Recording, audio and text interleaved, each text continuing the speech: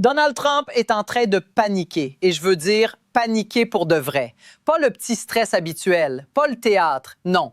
Là, on est en train de voir un homme qui sent que tout son système, son mensonge, sa propagande, son petit cabale de courtisans est en train de s'effondrer sous ses pieds. Parce qu'aujourd'hui, c'est un cauchemar. Les chiffres économiques viennent de tomber et ils sont catastrophiques. Janvier 2026 affiche le pire mois de licenciement depuis 2009, depuis la grande récession. 108 435 suppressions d'emplois, une hausse de 205 % par rapport à décembre. Et pendant que les économistes expliquent que la récession de l'embauche ne montre aucun signe de fin, les ouvertures de postes chutent à 6,5 millions, le plus bas depuis septembre 2020, et le taux d'embauche reste bloqué à 3,3 %. En clair, les entreprises ne recrutent plus, elles se replient, elles se préparent au pire. Et qu'est-ce que fait Trump au même moment? Il est à un petit déjeuner national de prière, en train de délirer, de ranting and raving comme un malade, en expliquant que tout va incroyablement bien et que l'élection de 2020 était truquée. C'est du magical thinking, du gaslighting, une tentative grotesque de faire croire au pays que la réalité n'existe pas. Et pendant que les familles américaines encaissent la crise, la crypto s'écrase. 2 000 milliards de dollars envolés depuis octobre 2025. Et la famille Trump, elle achète au sommet, puis elle vend dans la panique. Acheter haut, vendre bas, perdre, recommencer. C'est du trumpisme financier, une arnaque qui s'auto-dévore. Tout est en train de lui revenir en pleine figure. Et ce que Trump est en train d'avouer en direct est incriminant, humiliant, disastrous. Et on va décortiquer tout ça ligne par ligne. Et voilà exactement comment fonctionne le mensonge MAGA. Trump monte sur scène, il crie, il invente une réalité parallèle et il espère que tout le monde va oublier ce que les faits disent réellement. Sauf que cette fois, les faits sont en train de le rattraper à la gorge. Parce que Trump, depuis des mois, est en train de vendre une histoire complètement délirante. Il prétend que l'économie est la meilleure de l'histoire, que les Américains n'ont jamais été aussi riches, que tout le monde gagne, que les marchés explosent et que le pays est en train de vivre une sorte de renaissance. Il répète ça comme un mantra, comme si le simple fait de le dire suffisait à le rendre vrai. Et en parallèle, il est en train de raconter l'autre mensonge central, que tout ce qui ne lui plaît pas est truqué. Les élections, truquées. Les médias, truqués. Les tribunaux, truqués. Les sondages, truqués. Les critiques, truqués. C'est une machine de propagande, pas un mouvement politique, une secte.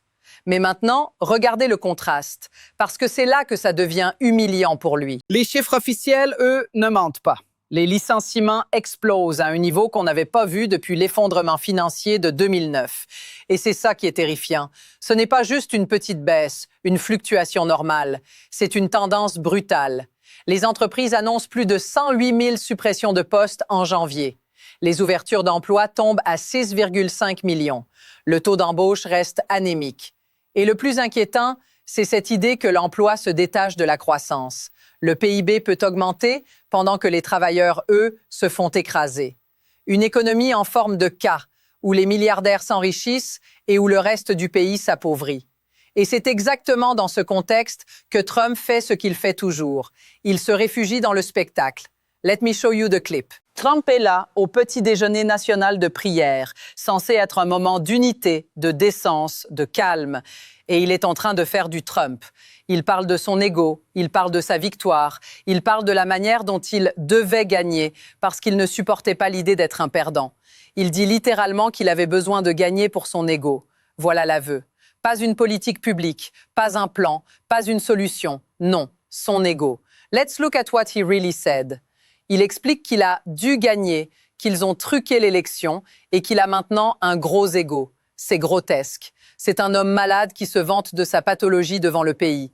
Et pendant ce temps, un sondage Fox, même Fox, montre que 72 % des Américains considèrent l'économie comme mauvaise ou seulement passable. Fox est en train de dire « Les gens ne croient pas à ton conte de fées ». Et ce n'est pas fini, parce qu'en plus de l'emploi, la crypto est en train de s'écrouler. 2 000 milliards de dollars disparus. un crash, un effondrement. Et la famille Trump, via sa société, achète au sommet puis vend dans la panique. Ce n'est pas du business, c'est du désastre. C'est du Trump pur, l'incompétence transformée en spectacle. Donc Trump fait ce qu'il fait toujours. Il crie plus fort. Il attaque les démocrates. Il attaque tout le monde.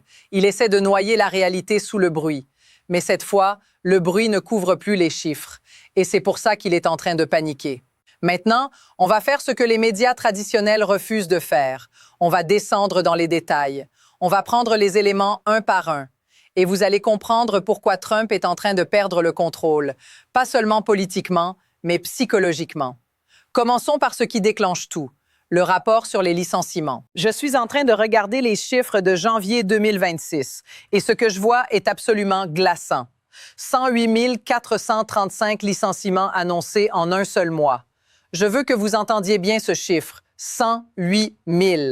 Et ce n'est pas une petite hausse, c'est une explosion.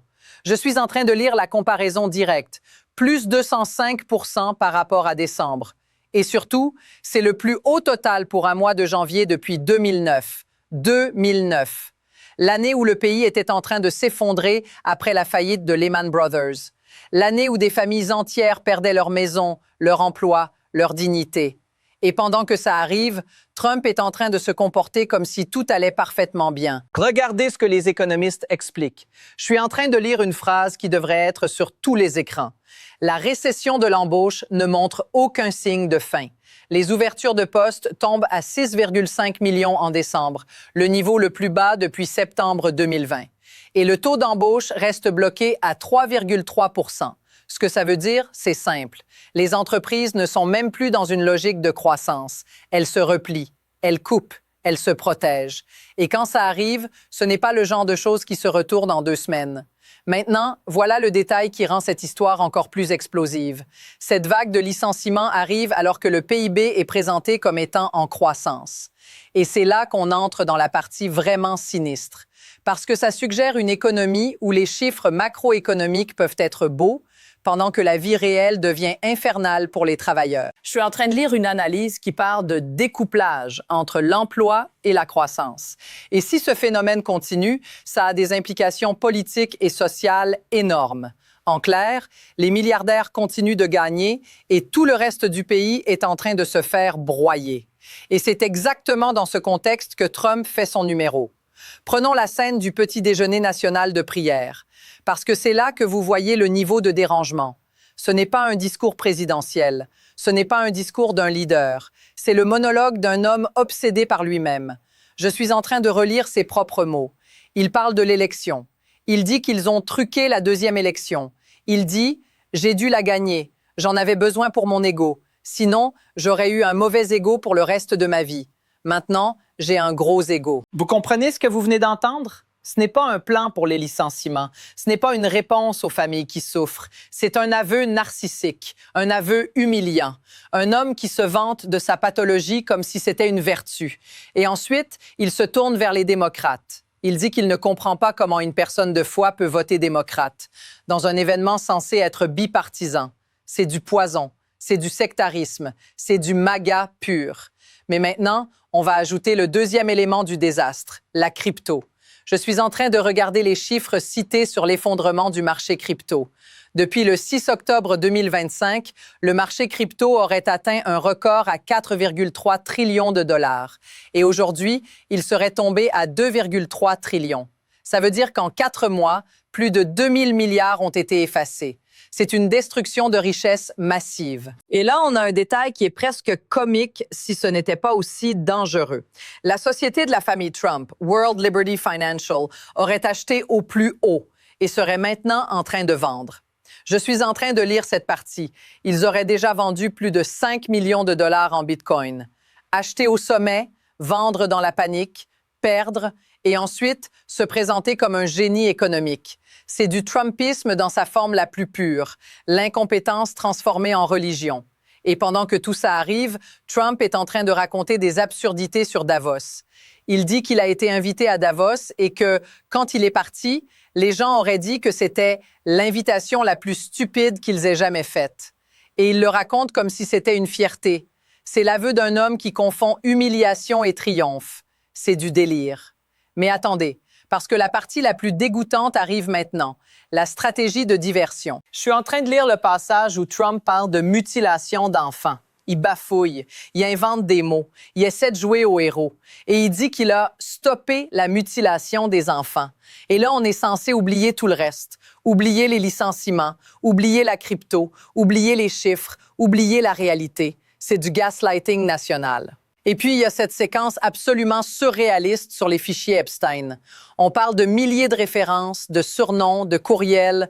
On apprend même des détails sordides sur des surnoms utilisés dans cet entourage. C'est dégueulasse. C'est un marécage. Et c'est exactement le genre de choses que Trump veut noyer dans le bruit, parce que plus la lumière s'approche, plus il panique.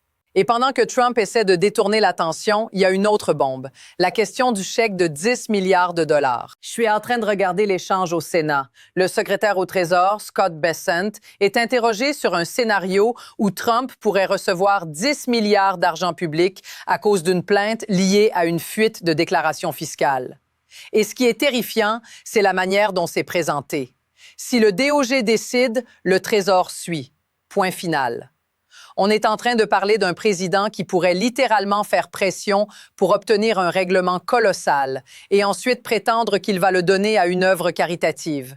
Vous savez ce que c'est? C'est une arnaque, une extorsion, un shakedown, un truc de république bananière. Et c'est là que tout se connecte. Trump n'est pas en train de diriger, il est en train de survivre, il est en train de fuir, il est en train de créer du chaos pour masquer l'effondrement, les licenciements, la crypto, les sondages, les divagations publiques, les diversions sordides, les combines financières. C'est un système malade, un système grotesque, et ce système est en train de craquer en direct. Et maintenant, on va faire ce que Trump déteste le plus. On va prendre cet épisode et on va le relier au tableau complet. Parce que ce qui se passe aujourd'hui n'est pas un accident isolé. Ce n'est pas une mauvaise journée. C'est un symptôme, un signe de fin. Une preuve que tout le système MAGA est en train de se désintégrer. Commençons par l'évidence. Trump est en train de se détériorer en public. Vous l'entendez dans ses phrases. Vous le voyez dans ses digressions. Il n'est pas en train de parler comme un président. Il est en train de ranting and raving comme un homme qui ne contrôle plus son esprit.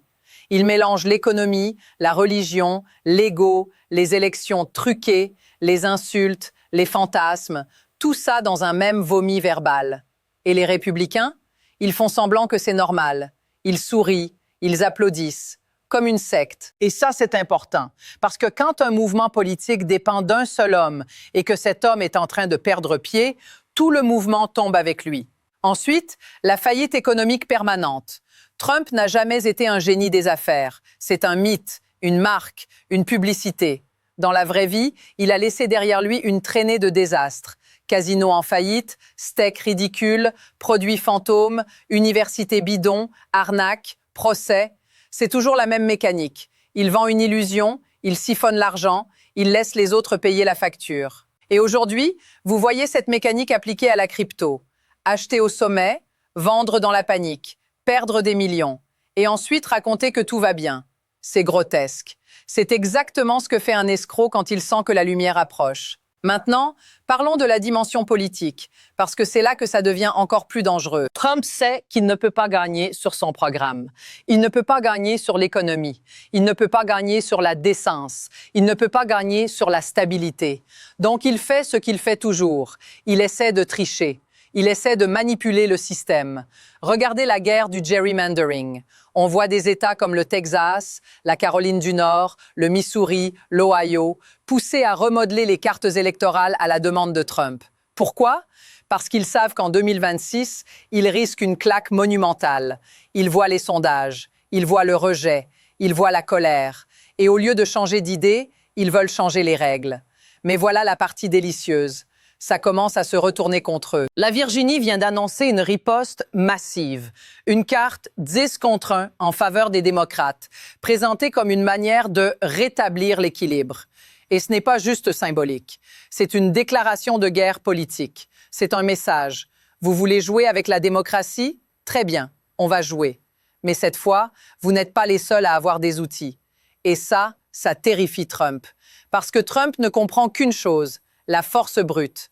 Il ne comprend pas le compromis. Il ne comprend pas la démocratie. Il comprend la domination. Et quand il voit que d'autres sont prêts à répondre, il panique. Et pendant ce temps, il y a une autre couche, l'hypocrisie religieuse. Trump se tient dans un événement de prière et il attaque les démocrates. Il insulte, il divise, il transforme un moment censé être bipartisan en meeting MAGA.